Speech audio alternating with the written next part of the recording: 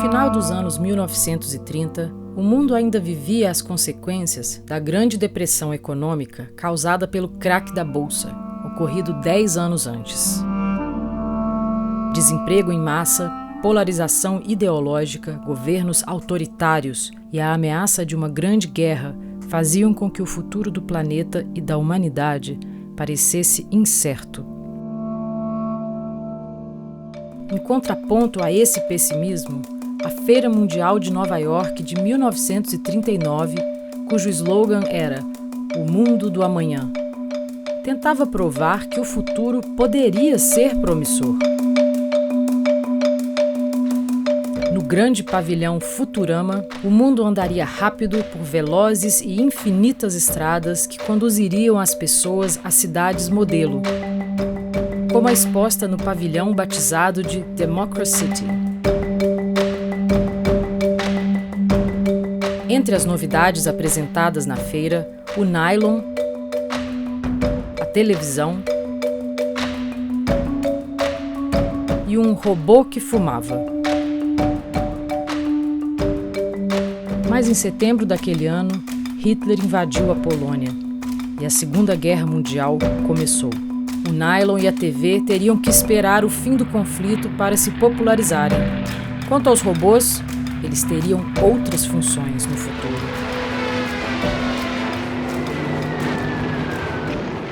Hoje, o mundo vive novamente um período de crise econômica, de desemprego em massa, de polarizações ideológicas e de ameaças autoritárias. Ao mesmo tempo, vive uma nova revolução tecnológica que irá modificar radicalmente a vida de todos os habitantes do planeta, para o bem e para o mal.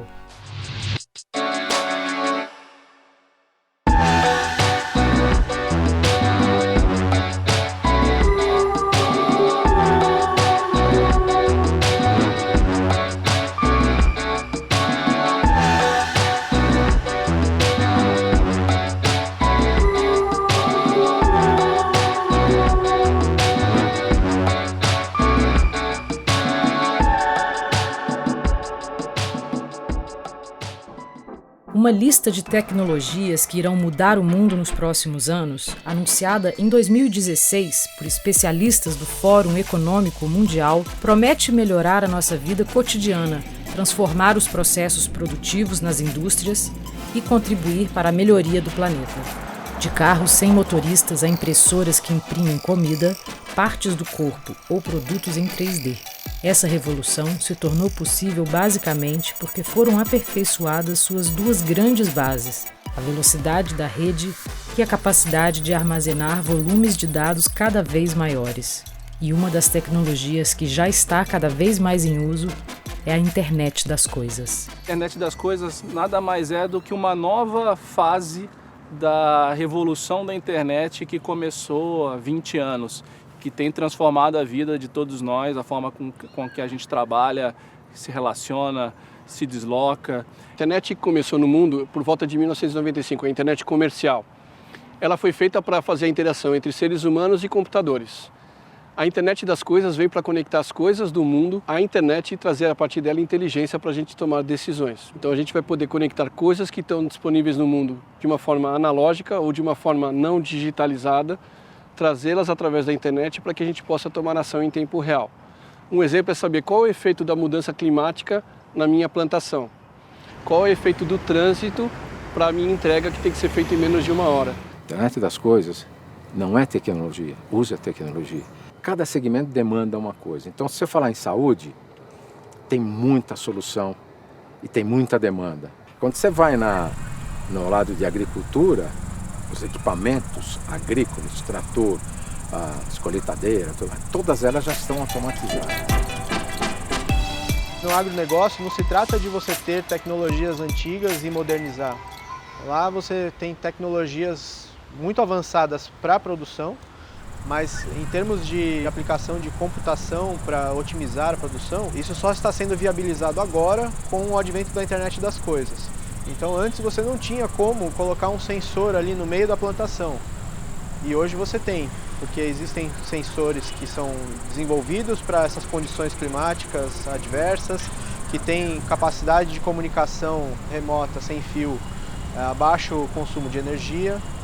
Você tem também o barateamento da energia solar, que pode ser usada em conjunção com esses sensores. Então você passa a ter uma possibilidade de coletar dados na sua produção agrícola que você não tinha antes. E aí o uso desses dados com a inteligência artificial, com o Big Data, com a computação em nuvem, pode trazer novas formas de você otimizar a sua produção, se tornar mais eficiente e mais competitivo. A IoT pode ser o sensoriamento, por exemplo, né? Se você tem equipamentos estacionários numa fábrica, se você tem equipamentos que não são estacionários aí fora, nas rodovias, ou no seu escritório, e você quer automatizar, você quer fazer mais rápido, você quer receber informações de forma mais estratificada, para você tomar decisões mais assertivas, você sensoriza, você coloca medidores. As empresas precisam inovar, precisam fazer diferente. E a IoT, a chamada internet das coisas, é o primeiro ou um dos principais focos de investimento que as empresas buscam a atrelar aos seus processos, às suas soluções, para que o mercado que elas atuam, elas se revolucionem junto com esse mercado. The Internet of Things, it's touching every device we have, every process we have. It's bringing the physical and the human together. You have connected car, you have connected cities, you have connected street. All of these things will be part of the Internet of Things. Se existisse uma estrada em linha reta ligando São Paulo a Porto Alegre, ela teria a extensão aproximada de 1.000 quilômetros. Agora imagine um alfinete perdido em um ponto qualquer deste trajeto. A relação entre o tamanho apenas da cabeça deste alfinete e o comprimento da estrada seria a relação entre 1 nanômetro e 1 metro. É uma escala tão surpreendente que chega a ser difícil de imaginar. Mas é nessa escala que a nanotecnologia trabalha. Nanotecnologia é, assim, em uma linha, é a habilidade de construir estruturas muito pequenas, do tamanho de moléculas e que são capazes de fazer coisas. Por exemplo, nanomotores, que são geradores de energia, capazes de bombear líquidos, dispensadores de medicamento, que são do tamanho de uma molécula, você coloca o medicamento ali e ele é programado para soltar aquele medicamento no organismo do paciente num determinado lapso de tempo. Você adicionando nanocelulose em outros tantos produtos que existem por aí, por exemplo, tintas, você vai poder dar uma demão única numa parede com o mesmo nível de cobertura e usando menos tinta, porque a nanotecnologia através da nanocelulose te dá isso. Agora, ela se torna mais sustentável como um produto do que a celulose normal? Não necessariamente. Agora, a aplicação dela no próximo elo da cadeia seguramente vai torná-la mais sustentável. Então, nós hoje estamos trabalhando para nos conectarmos com o próximo elo em indústrias diferentes. De um mundo nanodimensional, pulamos para outro, tridimensional. Imagine que muito em breve você vai imprimir a sua roupa em casa. E também aquela peça que falta para consertar o seu liquidificador. Ou uma nova raquete de tênis. Ou seu macarrão preferido. Estes são alguns exemplos triviais do que pode ser feito com a impressão 3D.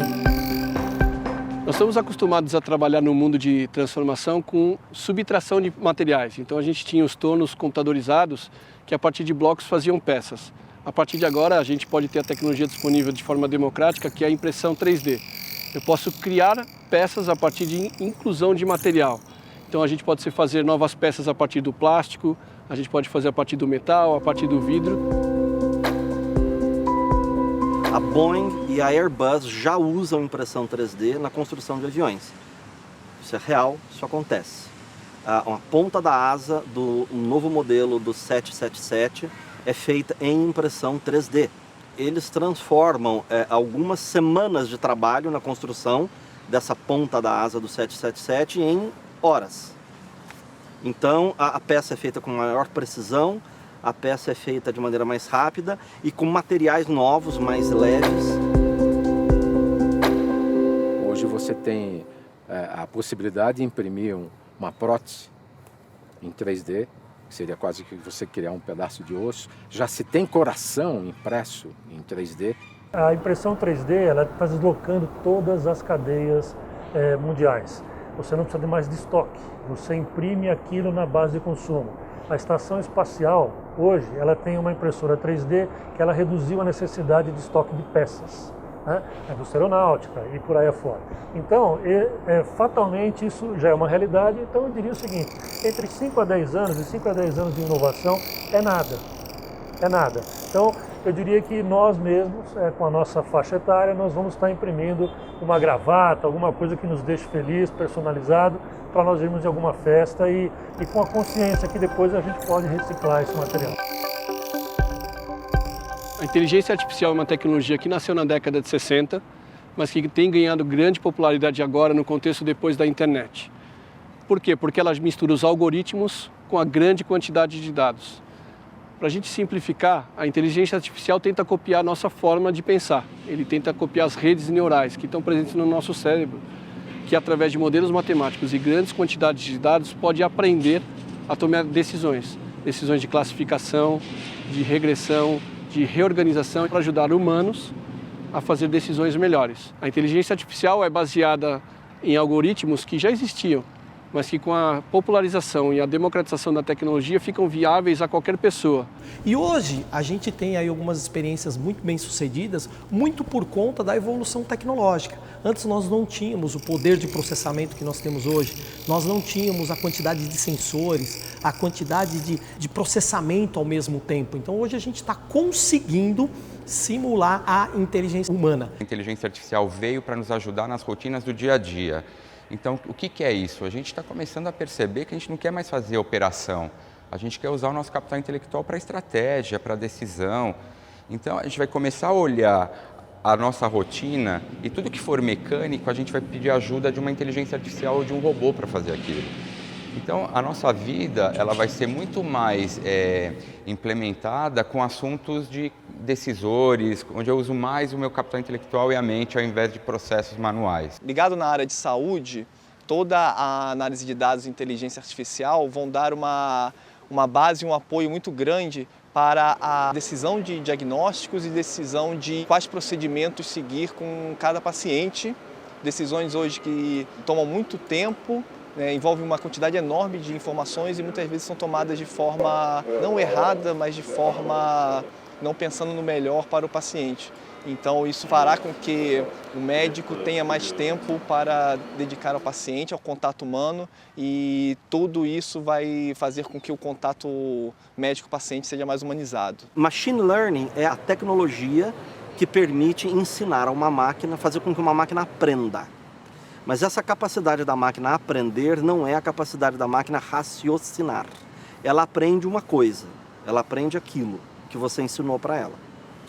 Exemplo clássico de Machine Learning foi o Deep Blue, o computador da IBM que jogava xadrez. Como é que você ensina o Deep Blue a aprender? Você pega um tabuleiro de xadrez, que tem todas as casas, e você programa o computador ensinando para ele, casa por casa do tabuleiro, peça por peça, do jogo de xadrez, quais são todos os movimentos possíveis que uma determinada peça pode fazer numa determinada casa. O computador processa todas essas informações durante o jogo e ele decide então qual é o movimento ótimo.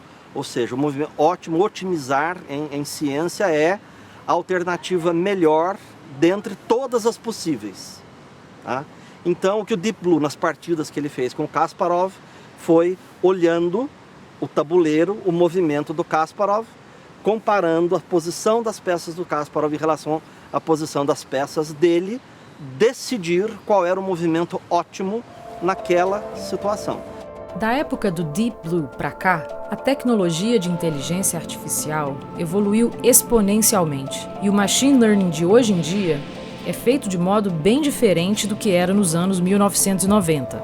As ferramentas analíticas modernas, que geralmente rodam em nuvem, permitem executar sobre grandes massas de dados, o chamado Big Data, algoritmos de aprendizagem capazes de identificar padrões automaticamente, sem necessidade de intervenção humana. A capacidade de reconhecimento de padrões do machine learning é tão precisa que, em alguns casos, chega a superar até mesmo a dos próprios profissionais especialistas. O automóvel vai conseguir guiar no Brasil porque ele vai ser ensinado a guiar no Brasil. Então, não é que ele vem pronto, não é um código, não é um sistema computacional que ele nasce pronto. É como uma criança. Quando nós nascemos, nós precisamos aprender a escrever, a andar, a nadar, a ler. E a inteligência artificial, o conceito é o mesmo. Então, ele parte de um algoritmo sem nenhum conhecimento e parte para um aprendizado de máquina. Talvez a briga no futuro não seja mais do Uber com o táxi, mas dos dois contra o veículo autônomo, que ficariam sem os motoristas, que hoje é uma fonte de emprego. Quando você fala, por exemplo, de um avião pode se tornar um avião autônomo. Um grande drone, se você olhar, na verdade, é um grande drone que você pode rechear de tecnologia, mais ainda do que já tem. Hoje, um avião que faz um voo Rio-Paris, por exemplo, ele já tem tanta automação que o piloto pilota o avião cerca de 5 a 7 minutos. Todo o restante é automático. Ele chegou a 1.500 pés aproximadamente, liga o automático e na fase final do pouso que ele desliga o automático e faz o pouso. Então, você colocando mais tecnologia, principalmente alguns algoritmos preditivos, você consegue torná-lo inteiramente autônomo. Final de 2008, começo de 2009, tem um texto técnico que saiu na internet, um texto técnico, white paper, que é um termo comum no mundo da tecnologia, escrito por alguém que se chamou de Satoshi Nakamoto. E ele propôs um sistema dentro da internet, mas independente, que permitisse para a gente fazer troca de dinheiro no mundo online, sem precisar passar por banco. Então, trocas diretas, eu posso mandar para você, para você, para você, sem que um banco precisasse validar ou um estado precisasse validar essa ideia. Esse dinheiro que a gente vai trocar é o Bitcoin. E o que está por trás, aquilo que daria sustentação a essa troca com segurança, é o que se chamou de blockchain. O blockchain é uma forma de você representar valor no mundo digital, sem precisar de papéis e sem precisar de um elemento central.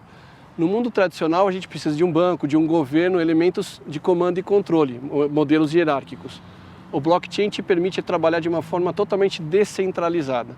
Então, o blockchain te permite ter moedas sendo geradas sem precisar de um banco central. Você pode trabalhar com contratos entre partes sem precisar de um cartório.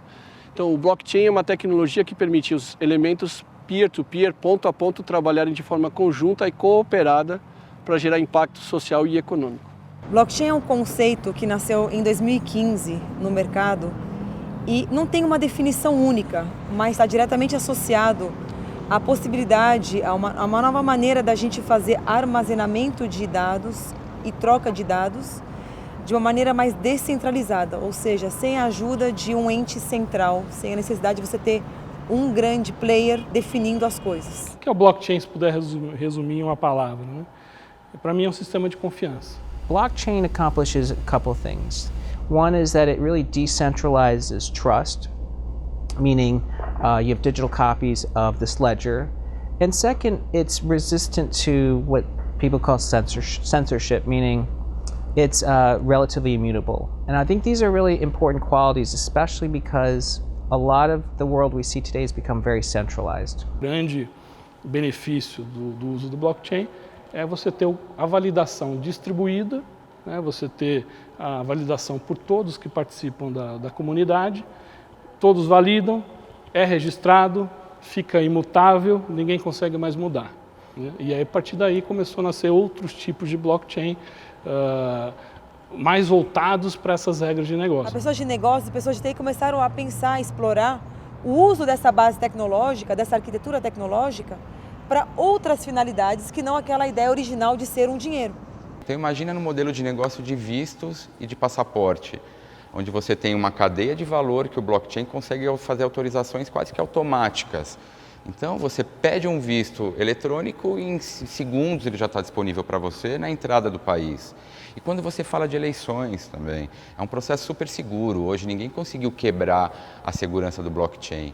Então eu acredito que o blockchain vai começar a ser utilizado para as questões do nosso dia a dia de maneira muito prática. Uma organização chamada Mudamos.org fez. Ele fez um projeto de blockchain onde ele capta e rastreia através da tecnologia de blockchain, que é imutável, que permite que as informações sejam distribuídas e todo mundo tenha acesso a ela, ele permite mostrar que cada celular onde teve uma assinatura digital, qual é o nome, qual é o CPF daquela pessoa, e garante que com isso as assinaturas sejam feitas de uma maneira mais rápida, que seja feita de uma maneira que seja transparente, que seja feita de uma maneira que seja auditável. Então, esse tipo de iniciativa, por exemplo, pode mudar o mundo, pode aumentar a velocidade que a população possa colocar as políticas em prática. Olha que bacana. O uso do blockchain, né, para fazer transferência de recursos transparente, né, auditáveis e imutáveis, me parece que faz todo sentido usar para diminuir a corrupção. A gente está entrando num conceito onde o consumidor quer saber o tracking de onde vem o alimento. Que é a situação mais apta para ser utilizado o blockchain, saindo da fazenda, o alimento chegando na sua mesa, você tendo o tracking totalmente confiável.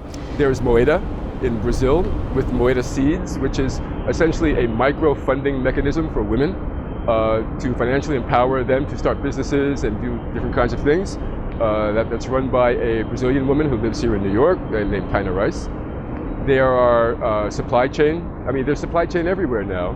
Walmart actually just demanded that its produce vendors go on their blockchain for supply chain to guarantee freshness and to guarantee authenticity and perhaps even organic origins. So we're seeing this everywhere. Certamente ele também tem aplicações em desenvolvimento sustentável. Uma delas que eu posso citar é o uso de blockchain para registro e utilização de algum tipo de benefício similar ao crédito de carbono. Então, o que hoje é muito mais focado em pessoas jurídicas e empresas, poderia ser estendido para toda a população. Então, um indivíduo que economiza água na casa dele, ou que ele economiza energia, ou até aqueles que vão instalar placas de geração de energia solar na casa deles e vão começar a passar a vender energia para a rede, eles podem se beneficiar automaticamente com o uso de um blockchain que vai computar quanto que eles economizaram ou quanto que eles produziram e com isso já receber um crédito de pontos que eles podem utilizar, por exemplo, para consumir produtos como é feito hoje nos programas de fidelização de cartões de crédito. Então, eu acredito que no nosso mundo real e na utilização até 2050, falando assim, mundo e Brasil, eu tenho quase certeza que a gente vai utilizar ele para as questões do nosso dia a dia. I summarize the four technologies in a humanized way by saying Internet of Things, sense, and the blockchain remembers, artificial intelligence, thinks, and cybersecurity protects. So this is how it's going to change the world. And if you go through the list, the blockchain will keep the information forever. Nobody can touch it. And artificial intelligence will give us insight. Everything you have around you now, it's almost run by the artificial intelligence or the AI. All the autonomous cars, even the Siri, even the small devices we have there is small intelligence, which is the programming part. For the cybersecurity is a big thing. Every day we hear about how somebody accessed the databases, got the information, got the data, and stole this data and use it and have identity theft. So if you are living in this 21st century, you will be actually, you need all this or need all these kind of four components or four trends of technology. And you will see it or not see it, but it's going to be part of your life. The only thing I'm going to say is the future is bright, the future is beautiful, and the technology will make it easier for us. It's going to free our, time so we can do more creative work instead of just repetitive work for the human. That's what I'm saying. So enjoy the ride. We are in the 21st century. Mas nem todos partilham desse mesmo otimismo. Para muitos especialistas, essa revolução não prioriza a resolução de velhos e conhecidos problemas da humanidade. Quando a gente fala de tecnologias que vão mudar o mundo, né? Então, na verdade, todas as matrizes tecnológicas, está falando de inteligência artificial, de internet das coisas, de biotech, de realidade estendida, né? Todo o espectro da realidade virtual, aumentada, realidade mista, todos eles têm potenciais de disrupção enormes. Em particular, a inteligência artificial, em função né, do quanto ela transforma a nossa relação com o trabalho, né? Não só por uma questão de automação, mas por uma questão realmente do saber humano, né? Uma vez que tudo aquilo que é repetitivo, escalável, vai poder ser feito por uma inteligência artificial, por um robô, a gente se pergunta qual é o nosso papel nesse mundo, né? Se a gente ainda não conseguiu resolver algumas questões também expressas até nos objetivos da ONU, né? Que são prover comida para todas as pessoas do mundo, prover segurança para todas as pessoas do mundo, prover igualdade. A gente ainda não chegou nesse estágio e, por outro lado, a gente pode literalmente fazer maravilhas com a tecnologia que hoje já existe. E quanto mais é que a gente vislumbra, né? A gente não tem que proteger empregos, a gente tem que proteger pessoas.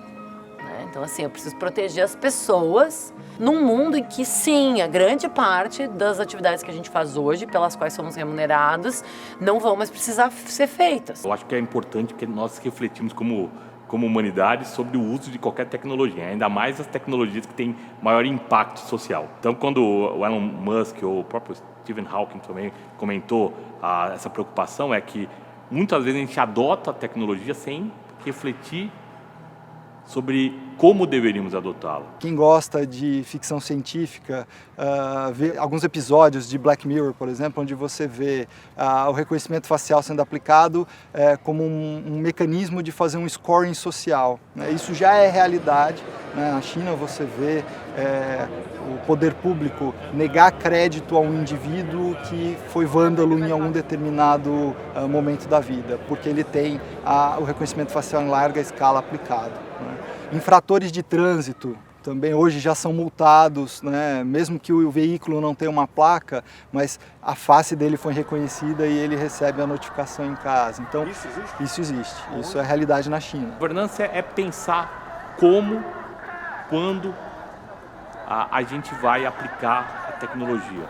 Tá certo eu pegar os dados meus, os dados seus, para usar para empurrar produtos, até que ponto está certo? Ou usar para transformar imagens, que eu falei, eu vou fazer fake news para manipular o povo para votar em um ou outro candidato.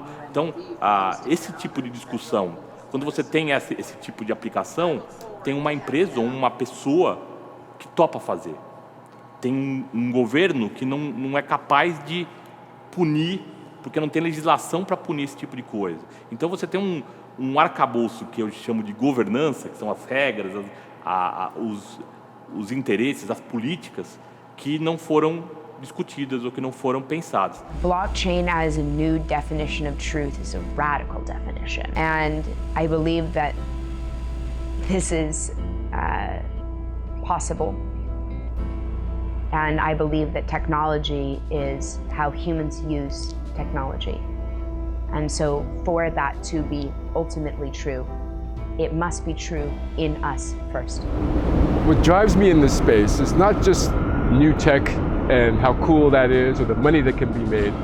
What drives me in this space are my daughters and the kind of lives that they'll live in 20, 30, 50 years and what they contribute to the massive value being created now. And that is the new human. They are the beginnings of that. We're the old humans trying to open a door for new humans to do new things in new ways. And it's about time. We reach this part of history every 1,000 years or so when we enter a phase shift, and here we are. So I'm happy to be alive at this point in time. I'm happy that my daughters are alive at this point in time, and they can take that ball and run with it when they're ready.